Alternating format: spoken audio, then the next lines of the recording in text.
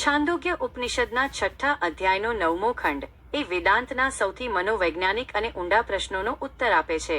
શ્વેતકેતુનો પ્રશ્ન અત્યંત તાર્કિક હતો. પિતાજી, જો આપણે દરરોજ રાત્રે ઊંઘમાં પરમાત્મા સતમાં ભળી જઈએ છીએ તો આપણને એ ભાન કેમ નથી રહેતું? અને જાગ્યા પછી આપણે ફરી એ જ હું કેમ બની જઈએ છીએ?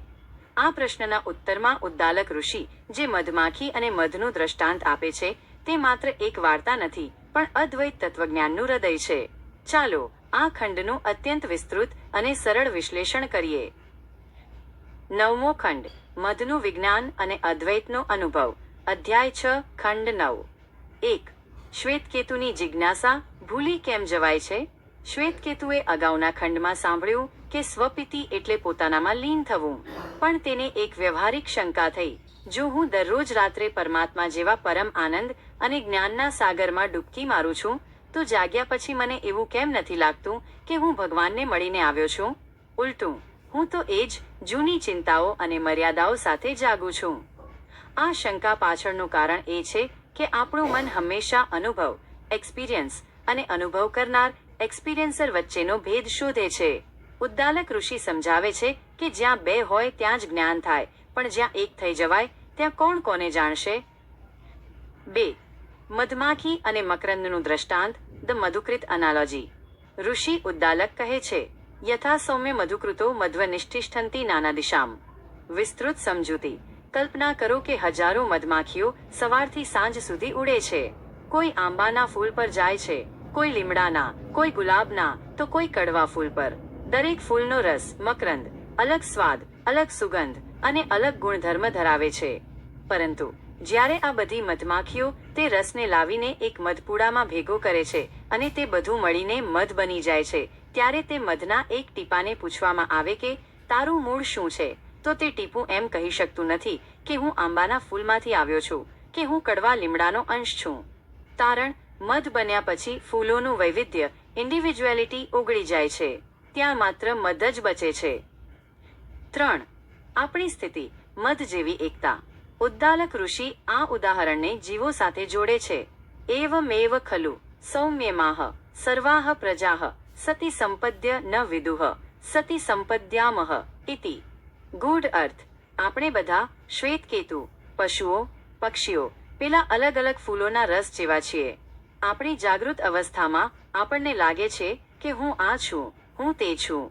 પણ જ્યારે આપણે ગાઢ નિદ્રામાં જઈએ છીએ ત્યારે આપણે તે સત પરમાત્માના મધપૂડામાં ભળી જઈએ છીએ. ત્યાં ભળ્યા પછી આપણો અહંકાર, ઈગો, જે આપણને બીજાથી અલગ પાડે છે તે ઓગળી જાય છે. અને જ્યાં સુધી અહંકાર ન હોય ત્યાં સુધી હું પરમાત્મામાં છું એવું જાણનાર પણ કોઈ રહેતું નથી.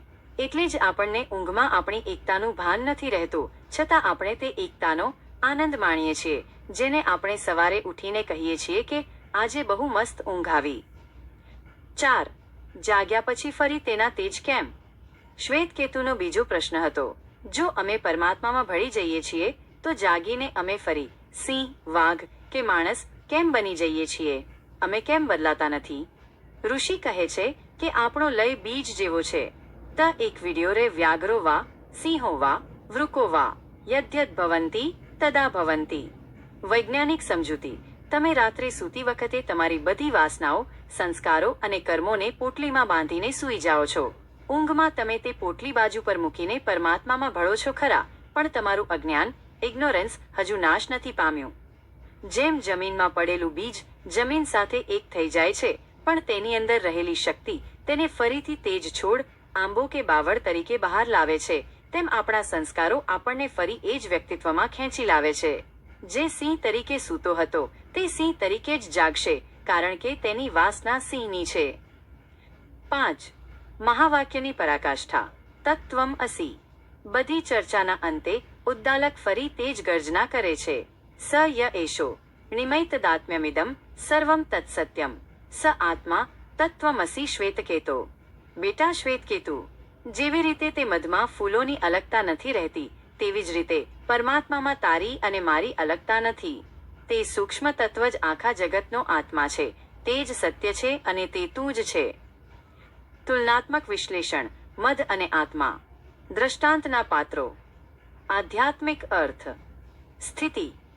અલગ અલગ ફૂલો, વિવિધ જીવો, મનુષ્ય, પ્રાણી, જાગૃત અવસ્થા, ભેદ, રસનું એકઠું થવું, ગાઢ નિદ્રા, સુષુપ્તિ, લયની અવસ્થા, મધહની, સત્મિક અવસ્થા, બ્રહ્મ, એબ્સોલ્યુટ, અદ્વૈત અવસ્થા, સ્વાદનું વિસ્મરણ, અહંકારનો અભાવ, જ્ઞાનનો અભાવ, અજ્ઞાન.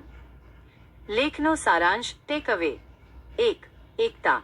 આપણે ભલે અત્યારે અલગ દેખાઈએ, પણ આપણું મૂળ એક જ છે. 2. અજ્ઞાનનો પડદો. ઊંઘમાં આપણે પરમાત્માને મળીએ છીએ, પણ બેભાન અવસ્થામાં, એટલે આપણને જ્ઞાન નથી થતું. મુક્તિ ત્યારે મળે, જ્યારે આપણે જાગૃત અવસ્થામાં તે એકતા અનુભવીએ. 3.